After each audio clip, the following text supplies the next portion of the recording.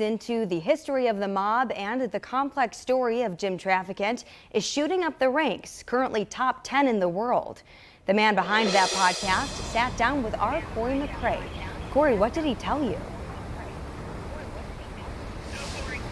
Yes, guys, mob bosses, hitmen, crooked cops, politicians, car bomb, heists, you name it. All things that you'd find in a sprawling crime story, and that's why Marc Smerling tells me Youngstown was the perfect city. As Marc Smerling puts it, Crooked City dives into the deep crime history of Youngstown. It came from James Traficant, the congressman, sheriff turned congressman, Bob Croner, the FBI agent who spent his life trying to eradicate the mob from Youngstown. To a pair of area natives many regard as the nation's best bank burglars. Emil Dinzio and Phil Christopher tell us the story of their heist. They went after Nixon's money in Laguna Niguel, California. And who were also connected to Lenny Strollo and the mob. Marc believes power players like Jim Traficant have even had an impact on past country leaders like Donald Trump. They used dividing people as a political tool.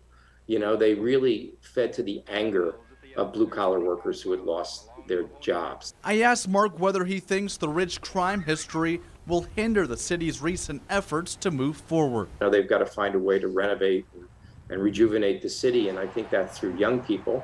There's a whole campus of them up at Youngstown University, so you know, there's a possibility of trying to keep those people in Youngstown or in the Youngstown area. Marc referenced a painting of Traficant with a halo above his head at the Royal Oaks Bar on the east side. I hope that, you know, young people will embrace the city and that portrait will become something that people are like, who's that?